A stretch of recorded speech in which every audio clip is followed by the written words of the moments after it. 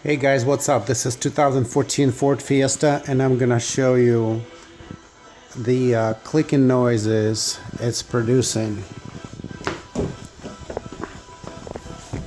Okay, check it out. I'm gonna close the door.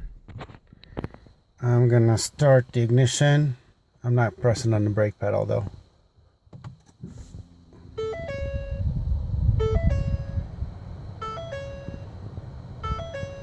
Okay, it did not do it this time. So what I'm gonna do, I'm gonna turn on this button right here, which directs the airflow, I believe, down to the floor. It's on right now, and I'm gonna turn it off right now and check it out what it's gonna do.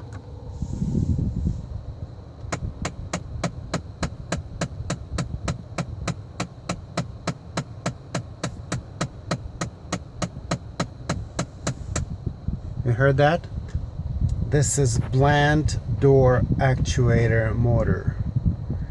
Basically what it controls the mixture of the air from the outside to the inside. Alright, I'm taking it to the dealer tomorrow. Wish me luck. Thanks for watching. Bye.